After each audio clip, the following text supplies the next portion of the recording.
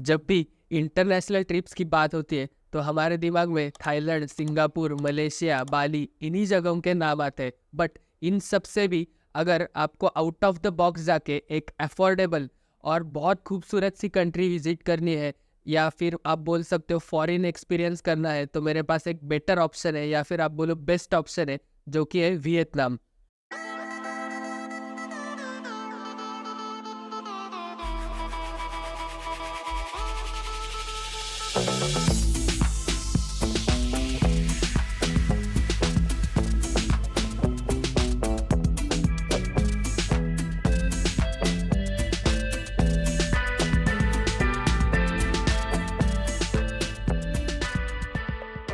तो welcome back to my channel. तो इस वीडियो में मैं आपको पूरी जानकारी दूंगा वियतनाम के बारे में, जो कि आपको ज़रूर जानना चाहिए वियतनाम ट्रिप प्लान करने के लिए, या फिर आप बोल सकते हो मैं आपको पूरा 8 दिन का मतलब एक वीक का पूरा एक ट्रिप ही प्लान करके दूंगा, जिसमें मैं आपको पूरे डिटेल्स दे दूंगा, जैसे कि कहाँ कहाँ घूमना है, कैसे जाना है, कौन से सिटीज़ घूम सकते हैं, फूड कैसा है, करेंसी कौन सा है, वीज़ा कैसे लगवाई, ये सारी जानकारी आपको इन डिटेल इस वीडियो में मिल जाएगी। तो एंड तक वीडियो ज़रूर देखना। तो पिछले साल से अगर आप देखते हो तो इंडियन टूरिस्ट में वियतनाम एक ऐसी कंट्री रही है जो कि बहुत पॉपुलर हो चुकी है। और क्यों नहीं होगी, क्योंकि यहाँ पे आपको हर एक वो चीज़ मिलेगी जो कि आप इंटरनेशनल टूर पे या फिर फॉरेन को जाके एक्सपेक्ट करते हो कि हमको ये देखना है। यहाँ पे माउंटेन्स है, यहाँ पे ट्रेकिंग कर सकते हो, बीचेस है, नाइट लाइफ है, बिल्डिंग्स है, लग्जरी है, उसके बाद केव्स है, हिस्ट्री है, आर्किटेक्चर है, कल्चर है, एंड मोस्ट इम्पॉर्टेंटली ये सभी चीज़ें आपको एकदम सस्ते में मिल जाएंगी। तो चलिए पेन और पेपर लेके तैयार हो जाइए, मैं पूरा आपका वियतनाम का ट्रिप प्लान करके देता हूँ, वो भी टोटल बजट के साथ। तो पहला point, best time to visit. तो वियतनाम का बेस्ट टाइम टू विजिट है नवंबर टू अप्रैल। ये थोड़ा पीक सीजन रहता है, बट आपको वेदर भी आप इस टाइम में आपको थोड़ी गर्मी थोड़ी ठंडी ऐसा टाइप का वेदर मिलेगा। बट इट डिपेंड्स अपॉन आप किधर जा रहे हो, मतलब साउथ वियतनाम जा रहे हो या फिर नॉर्थ वियतनाम जा रहे हो। अगर आपको थोड़ी बारिश या फिर बारिश में घूमना अच्छा लगता है और थोड़ा चीपर चाहिए तो वो सीजन रहेगा अक्टूबर टू मई। तो इसके बाद आता है सेकेंड इंपॉर्टेंट पॉइंट, जो कि है हाउ टू रीच। तो इंडिया के मोस्टली हर एक मेजर सिटीज से आपको वियतनाम के लिए डायरेक्ट फ्लाइट मिल जाएंगी। वैसे तो वियतनाम में 2 बड़े एयरपोर्ट्स है, एक है हैनोई जो कि नॉर्थ में आता है और दूसरा है हो ची मिन सिटी जो कि साउथ में आता है। एक तीसरा भी एयरपोर्ट है दनांग जो कि सेंट्रल वियतनाम में है, बट वहाँ के एयरपोर्ट पे इंडिया से डायरेक्ट फ्लाइट्स आपको फ्रीक्वेंटली नहीं मिलेंगी और थोड़ा कॉस्टलियर भी मिलेगा। तो आप हैनोई को भी जा सकते हो या फिर हो ची मिन को भी जा सकते हो। तो आप अगर आपकी ट्रिप 3-4 महीने पहले ही बुक करते हो तो आपको आराम से 14 से 15 हज़ार तक रिटर्न टिकट्स आपको मिल जाएंगे। और एक यहाँ पे मैं सजेस्ट करूँगा आपको कि आप वियत जेट एयर और वियतनामीज एयरलाइंस, इन 2 एयरलाइंस को ही चूज़ करो, क्योंकि इनके फ्लाइट्स आपको डायरेक्ट मिल जाएंगे। अगर आप इंडियन कैरियर्स चूज़ करते हो जैसे कि इंडिगो, विस्तारा, तो वो लेओवर के साथ आते हैं, तो आपका खामखा टाइम वेस्ट हो जाएगा और पैसे भी उनके थोड़े ज़्यादा होते हैं। तो ये एक चीज़ है। तो वियत जेट और वियतनामीज एयरलाइंस में एक डिफरेंस, मेजर डिफरेंस आप बोल सकते हो कि वियतनामीज एयरलाइंस आपको 22 to 25 kg of luggage provide करती है, जो कि आपके टिकट प्राइस में इंक्लूड होगा। बट अगर आप वियत जेट का करते हो तो आपको 2 या 2,500 रुपये एक्स्ट्रा देने पड़ेंगे, क्योंकि वो इनिशियली सिर्फ 7 kg ही प्रोवाइड करते हैं। तो ये एक मेजर डिफरेंस है। तो अभी थर्ड पॉइंट आता है वीज़ा। तो वियतनाम के लिए वीज़ा लगता है, यस। वियतनाम का वीज़ा ऑन अराइवल भी नहीं है और वियतनाम अभी तक वीज़ा फ्री नहीं है इंडियंस के लिए। आपको ई वीज़ा निकालना पड़ेगा टूर पे जाने के पहले ही। बहुत सिंपल सा प्रोसेस है। मैं डिस्क्रिप्शन में ऑफिशियल वियतनामीज गवर्नमेंट का लिंक डालूंगा, तो आप वही यूज़ करना, दूसरे किसी लिंक पे जाना मत, क्योंकि वो फ्रॉड्स रहते हैं। एकदम सिंपल सा प्रोसेस है। का वीज़ा 4 से 5 वर्किंग डेज में आपको आपके डाले हुए ईमेल पे आ जाएगा। तो अगर वीज़ा फीस की बात करते हो तो 3 से 4 हज़ार तक आपको इंडियन रुपीज़ में वियतनाम का वीज़ा मिल जाता है, depending upon the Vietnamese consulate. थोड़ा ऊपर नीचे हो जाता है, बट 4 से ज़्यादा नहीं होगा, 3 से 4 के बीच में आपको वीज़ा मिल जाएगा। तो अगला पॉइंट आता है वियतनाम की करेंसी। तो वियतनाम की करेंसी है वियतनामीज डोंग, और जो कि इंडिया के कंपैरिजन में बहुत चीप है। तो अगर आप उनकी करेंसी इंडिया से कंपेयर करोगे तो 1 Indian rupees equal to 300 Vietnamese dong इतना होता है। मतलब आप सोच ही सकते हो कि कितना सस्ता है और आपका ट्रिप कितना सस्ता होने वाला है। और अगर आपका करोड़पति बनने का सपना है तो वियतनाम में जाके आपका सपना 100% पूरा हो जाएगा। पैसा ही पैसा होगा। तो अगला पॉइंट आता है सिम कार्ड। ऑब्वियसली आप इंडिया छोड़ के जा रहे हो तो आपका सिम उधर जाके बंद ही पड़ेगा, आपको एक नया इंटरनेशनल सिम लगेगा। हर एक सिटी में आपको बहुत से सिम कार्ड वाले दुकानें मिल जाएंगी जहाँ पे आपको लोकल टूरिस्ट सिम कार्ड मिलेगा। जो उसका प्राइस रहता है अराउंड 300 से 400 इंडियन रुपीज़। और आपको बहुत सारे प्लान्स भी अलग अलग मिलेंगे, बट मैं सजेस्ट करूंगा जो कि 7 दिन का हर एक सिम कार्ड का प्लान रहता है और जो सबसे सस्ता रहता है वही आप ले लो, क्योंकि आपको सिर्फ दिन भर घूमने के लिए सिम कार्ड या फिर आप बोल सकते हो डेटा प्लान लगेगा, जैसे कि मैप्स वगैरह देखने के लिए। क्योंकि अगर आप रात को होटल में जाते हो तो ऑलमोस्ट सारी 99% होटल्स में आपको फ्री वाईफाई मिलेगा, तो वो उधर भी आपके पैसे बच जाएंगे। तो अगला पॉइंट है इंटरनल ट्रांसपोर्ट। इंटरनल ट्रांसपोर्ट के आपके पास दो ऑप्शंस है, या तो आप 2 व्हीलर बाइक रेंट कर सकते हो, या फिर आप जैसे हमारे इधर ओला उबर रहता है वैसे उधर ग्रैब करके है, तो वो आप टैक्सी बुलाकर ट्रांसपोर्ट कर सकते हो, क्योंकि वहाँ पे पब्लिक ट्रांसपोर्ट अवेलेबल नहीं है। और मैं सजेस्ट करूँगा आप बाइक ही ले लो, बेस्ट एक्सपीरियंस है, पूरे सिटी में आप लोग घूम सकते हो। एक दो चीज़ें हैं वहाँ पे, लेफ्ट हैंड ड्राइविंग है, हमारे इधर राइट हैंड ड्राइविंग है, तो वो आपको ध्यान में रखना पड़ेगा। और दूसरा, हेलमेट कंपलसरी है आगे वाला पीछे वाला दोनों के लिए। और तीसरा मतलब आपका अगर इंडियन लाइसेंस है तो चल जाएगा, आपको कोई पकड़ेगा नहीं, कोई रोकेगा नहीं उधर, बस आपका पासपोर्ट आपके साथ होना चाहिए। तो यही सब चीज़ें हैं। तो अभी हमने बात की इंटरनल सिटी ट्रांसपोर्ट की। अभी सिटी टू सिटी कैसे जाए, तो उसके लिए आपके पास दो ऑप्शन है। एक तो है ऑब्वियसली फ्लाइट्स और दूसरा है ओवरनाइट लग्जरी बसेस। यहाँ पे एक अच्छा ऑप्शन है बसेस का, जो कि ओवरनाइट्स रहते हैं, सिटी टू सिटी ट्रैवल करते हैं। का रेट होता है वन वे का अराउंड 2 से 2,500 इंडियन रुपीज़, और फ्लाइट आपको पड़ेंगे 4 से 4,500 इंडियन रुपीज़ में। वो आपके ऊपर है कि आप कौन सा मोड चूज करते हो, बट मेरा सजेशन है कि आप फ्लाइट से जाओ, कन्वीनियंट पड़ता है। तो अगला पॉइंट आता है अकोमोडेशन। तो वियतनाम के हर एक सिटी में आपको बहुत सुंदर सुंदर से resorts, hotel, hostels, apartment, Airbnb, इन सब के बहुत सारे ऑप्शंस मिल जाएंगे। और ट्रस्ट में 2 से 2,500 पर नाइट में आपको अच्छे से अच्छा 4 स्टार होटल, अगर आप थोड़ा अर्ली बुकिंग करते हो तो वो भी मिल जाएगा। और अगर आप हॉस्टल में रहना चाहते हो, सोलो ट्रैवलर हो, तो भी आपको बहुत सारे हॉस्टल्स मिल जाएंगे 500 से 600 रुपये में। तो इन ऑल आपको पर नाइट आप बोल सकते हो 2 से 2,500, या फिर आप थोड़ा 3 स्टार पे जाते हो तो 1 से 1,500 पर नाइट में भी बहुत अच्छा होटल आपको मिल जाएगा। तो जब भी हम लोग इंटरनेशनल ट्रिप पे जाते हैं, हम लोग का मेन कंसर्न रहता है खाना। तो वियतनाम में हर एक सिटी में आपको उनका लोकल फूड मिल जाएगा और इंडियन फूड भी मिल जाएगा। इंडियन रेस्टोरेंट्स बहुत है उधर। मतलब आपको पंजाबी फूड जैसे कि रोटी, सब्जी, नान, दाल, राइस, वो सब मिल जाएगा, बट वो थोड़ा कॉस्टलियर है। थोड़ा आपको बजट ज़्यादा रखना पड़ेगा। अगर आप 7-8 दिन रहते उधर और सातों दिन इंडियन फूड खाना है तो थोड़ा महंगा है, मैं मेरे एक्सपीरियंस से बता रहा हूँ।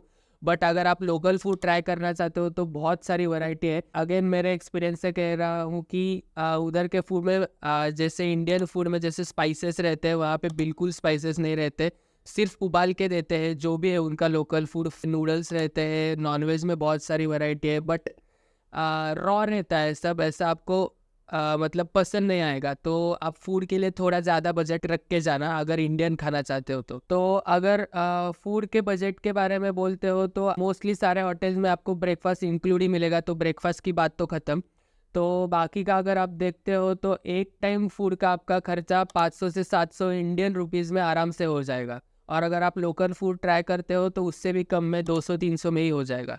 और अगर आप टूर्स बुक करते हो, वनडे टूर्स जैसे कि हैलोंग बे, निनबिन या फिर होयान, मैं आगे जाके सब बताने ही वाला हूँ, बट फिर भी अभी फूड का चल रहा है तो बता देता हूँ। तो इन सारे टूर्स पे आपको खाना भी इंक्लूडेड रहता है, तो वो भी आपको टूर के कॉस्ट में ही इंक्लूडेड होगा। तो अगला मतलब अलग से आपको कुछ खर्चा करना नहीं पड़ेगा फूड पे। अभी अगला पॉइंट है लैंग्वेज। ये बहुत दिमाग खाने वाली चीज़ है। वहाँ पे किसी को इंग्लिश समझ में नहीं आता, मतलब बेसिक इंग्लिश भी समझ में नहीं आता। तो वहाँ पे क्या बोलते हैं, कन्वर्सेशन का एक ही मोड है, गूगल ट्रांसलेट। आप offline Google translate app download करके जाओ, और मैंने भी यही किया था। आप शॉपिंग के लिए जाते हो या फिर मतलब होटल्स में जाते हो, कहाँ पे भी जाते हो और अगर आप लोकल से कन्वर्सेशन करना चाहते हो तो एक ही ऑप्शन है, गूगल पे टाइप करो, उनको दिखाओ, वो भी गूगल पे टाइप करेंगे वियतनामीज टू इंग्लिश, वो आपको दिखाएंगे। वैसा ही पूरा 7 दिन हम लोगों ने किया। जो थोड़े एजुकेटेड पीपल रहते हैं या फिर जैसे थोड़ा लग्जरी एरिया है जैसे हो ची मिन्ह है ना, तो वहाँ पे लोगों को थोड़ा थोड़ा आता है। बट अगर आप निन बिन, हैलोंग बे, हैनॉय, थोड़ा ओल्ड क्वार्टर्स में अगर जाते हो तो बिल्कुल किसी को नहीं समझता। तो गूगल ट्रांसलेट याद से फ़ोन में डाउनलोड करके लेके जाना। तो अभी हम लोग बात करने वाले हैं आइटिनरी की। वैसे तो 15-20 दिन ही बहुत कम है वियतनाम पूरा देखने के लिए, बट अगर आप एक वीक हाथ में रख के आ जाते हो तो आराम से आपका वियतनाम मतलब सारी मेन चीज़ें देख के हो जाएंगी। तो चलिए मैं आपको पूरा 8 दिन का एक आइटिनरी इन डिटेल में बताता हूँ। तो डे 1 आप मुंबई से फ़्लाइट लेके हो ची मिन्ह सिटी आ जाओ। हो ची मिन्ह सिटी में लैंड करने के बाद आपके पास पूरा दिन होगा और हो ची मिन्ह में देखने के लिए बहुत कुछ नहीं है, तो आपको एक दिन काफ़ी है। यहाँ का एक स्पेशलिटी है चूची टनल्स। यहाँ पे जो आपको एक्सपीरियंस मिलेगा करने के लिए एक्टिविटीज़, वो आपको किसी और जगह पे नहीं मिलेगा। आप स्क्रीन पे देख ही सकते हो क्या क्या कर सकते हो। राइफल शूटिंग्स है या वहाँ के वॉर का, वियतनाम वॉर का सब कुछ वहाँ पे उन्होंने रखा है, डिटेल्स है। वहाँ पे एक इनसाइड छोटा सा टनल है जहाँ पे एक वक्त में एक ही इंसान जा सकता है, बट अगर आप अंदर गए तो नीचे बहुत बड़ी जगह है जो कि वियतनाम ने उनके सोल्जरों के लिए छुपने के लिए बनाई थी। तो ऐसे बहुत सारी चीज़ें हैं वहाँ पे एक्सपीरियंस करने, तो वो जगह आप बिल्कुल मिस मत करेगा। और भी बाकी 2-3-4 लोकल स्पॉट है जो कि आप स्क्रीन पे देख ही सकते हो। तो ये सारे पॉइंट्स कवर होने के बाद आप आराम से शाम तक होटल वापस आ सकते हो और थोड़ा रेस्ट कर सकते हो। तो इसी तरह होगा आपका डे 1। अभी डे 2, आप सुबह की अराउंड दनांग के लिए 11 साढ़े 11 को फ़्लाइट रहती है। 10 से 11 में बहुत सारे फ़्लाइट्स रहते हैं और इंटरसिटी में आपको बहुत फ्रीक्वेंट फ़्लाइट्स मिल जाएगी।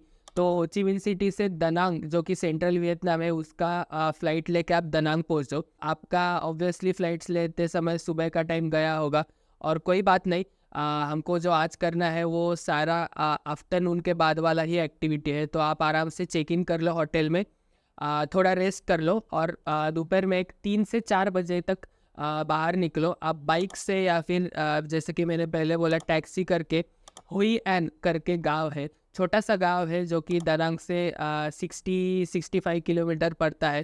तो उधर जाओ। एक बहुत सुंदर सा गांव है जहाँ पे आपको पूरा ओल्ड सिटी वियतनाम का एक्सप्लोर करने को मिलेगा। उनका ओल्ड हिस्ट्री, आर्किटेक्चर, टेम्पल्स, ये सब चीज़ें वहाँ पे आप एक्सप्लोर कर सकते हो, एक्सपीरियंस कर सकते हो। और जैसे ही सूरज ढल जाता है तो उधर एक बहुत फेमस चीज़ है, आपने बहुत जगह देखा होगा इंस्टाग्राम, यूट्यूब पे, लैंटन फेस्टिवल, जो कि बहुत फेमस है, वो आप एक्सपीरियंस कर सकते हो। तो उनके अलग अलग एक्टिविटीज़ भी रहते हैं उधर, जैसे कि छोटा सा लेक है तो उसमें बोट लेके जाओ और लैंटन छोड़ दो और विश मांगो वगैरह वगैरह, जैसे उनके ट्रेडिशन के हिसाब से फायरवर्क शो रहता है, लैंटन फेस्टिवल रहता है। हर जगह ब्यूटीफुल एकदम बढ़िया लैंटन्स लगे रहते हैं। उधर शॉपिंग भी कर सकते हो, तो देर रात तक आप वहाँ पे रुक सकते हो। तो ऐसा आपका डे 2 होगा। तो डे 3 आपका होगा बाना हिल्स। टोटली अम्यूज़मेंट पार्क है। अगर आप डिज्नीलैंड जानते हो, जैसे कि वहाँ पे एक्टिविटीज़ रहता है बच्चों के लिए, खेलने के लिए राइड्स रहते हैं, नॉट बच्चों के लिए, सभी के लिए बड़े बड़े राइड्स रहते हैं अम्यूज़मेंट पार्क में। जैसे वहाँ पे Walt Disney, Warner brothers, Mickey mouse वगैरह सब कुछ रहता है, वैसे ही है उधर भी। एक स्पेशलिटी है जो कि वहाँ पे मतलब ये उन्होंने बाना हिल्स करके है, एक हिल पे बनाया है जो कि उस पे जाने के लिए आपको रोपवे से जाना पड़ता है। और ये रोपवे वर्ल्ड्स का सेकंड लॉन्गेस्ट रोपवे है। ये कुछ तो 15 या 16 किलोमीटर का रोपवे है। तो आपको उधर जाने में ही 30-40 मिनट्स लगते हैं ऊपर तक जाने के लिए। बहुत सुंदर एक्सपीरियंस है, एक बार करना चाहिए। और ऊपर भी जाके अगर आप लोगों ने फ़ोटो देखा होगा कि एक गोल्डन हैंड वाला ब्रिज है, तो यस वो यही है बाना हिल्स पे, तो वो भी आपको एक्सपीरियंस करने को मिलेगा। उसके अलावा फ्रेंच गार्डन है, बोटेनिकल गार्डन है, गेमिंग सेंटर्स है, खाने पीने की चीज़ें हैं। तो आपका पूरा एक दिन आराम से वहाँ पे जा सकता है। और मैं कहूँगा एक पूरा दिन इसके लिए रखो आप। बहुत अच्छी जगह है, एक टाइम एक्सपीरियंस करने वर्थ एक्सपीरियंस है। तो इसका टिकट आपको मिलेगा क्लुक वेबसाइट से। इसके लिए आपको कोई अलग से टूर या फिर लोकल एजेंट्स के थ्रू जाने की ज़रूरत नहीं है। आप क्लूक से अगर ऑनलाइन टिकट बुक करते हो तो बस आपको वहाँ पे जाके टिकट सेक्शन में टिकट शो करना होगा, उधर बारकोड स्कैन होगा, बस हो गया आपका काम। तो मैं सजेस्ट करूँगा कि क्लूक से ही करके जाओ, सस्ते में मिलता है rather than going there and buying the ticket offline. तो वो थोड़ा महंगा पड़ेगा, तो आप इधर से इंडिया से ही क्लूक ऐप से ऑनलाइन टिकट बुक करके जा सकते हो। तो इसमें से पूरा एक दिन आपका डे 3 आपका बाना हिल्स में कंज्यूम हो जाएगा। तो डे 4 में आप दनांग का लोकल सिटी एक्सपीरियंस करो, जिसमें केव्स है, टेम्पल्स है, मार्बल माउंटेन्स करके है। उसके बाद दनांग के बीचेस है, दनांग की नाइट लाइफ है, आप थोड़ा बहुत शॉपिंग कर सकते हो और रिलैक्स कर सकते हो। 2 दिन बहुत घूम लिया दनांग के आजू बाजू में, तो ये दिन थोड़ा रिलैक्स करेंगे। घूमना नहीं है ऐसे नहीं है, सिटी में भी बहुत सारे देखने के स्पॉट है जो कि आप स्क्रीन पे देख सकते हो। तो ये दिन आपका लोकल साइट सीइंग में चला जाएगा। तो ये 3 नाइट्स हो गए दनांग में, 1 नाइट्स हो गया हो ची मिन में। तो अभी 5वें दिन के लिए आप दनांग से होटल से चेकआउट करके हनोई का फ्लाइट पकड़ो और दोपहर तक हनोई में चेक इन कर दो। उसके बाद आपके पास बहुत टाइम बचेगा, तो आप पिछले दिन में अपने दनांग का लोकल साइट सीइंग किया था, वैसे ही हनोई का लोकल साइट सीइंग करो। वो भी एक बहुत बढ़िया एक्सपीरियंस है। हैनोई में अगर आपने देखा होगा रील्स वगैरह में, तो ट्रेन्स जाती है, बाजू में कैफ़े, तो वो आपको एक्सपीरियंस करने को मिलेगा। ओल्ड क्वार्टर्स करके जगह है, वहाँ पे आपको उनका पुराना tradition, local tradition, history, architecture, वो सभी एक्सपीरियंस करने को मिलेगा। 2-3 म्यूजियम है। उसके बाद सबसे इम्पॉर्टेंट चीज़ और देखने लायक चीज़ है उनका वाटर पपेट शो, जो कि शाम को 5, 6, 7, 8, 9 यही टाइम पे होता है, ओल्ड क्वार्टर्स में रहेगा। उसके लिए आपको थोड़ा पहले जाके टिकट करना पड़ेगा, क्योंकि शो के बुकिंग फुल हो जाते हैं, बट वो मिस मत करना, बहुत बढ़िया शो है।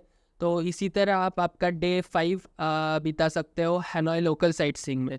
तो अभी वियतनाम के 5 दिन हो गए खुद से घूमने में। अभी डे 6 और डे 7 आपको टूर बुक करके जाना पड़ेगा। रादर मैं सजेस्ट करूँगा कि आप लोकल प्रोवाइडर्स से, यहाँ पे बहुत सारे आपको लोकल शॉप्स मिलेंगे जो कि 1 डे टूर करते हैं, उनसे ही ले लो। वो बहुत अच्छा एक्सपीरियंस भी रहता है और सस्ता भी पड़ता है। तो डे 6 आप जाओ हैलोंग बे। हैलोंग बे एक हैनोई से 3-3.5 घंटा दूर एक आइलैंड है। वहाँ पे जाके आप क्रूज राइड कर सकते हो, जो कि को टूर में इंक्लूड मिलेगा।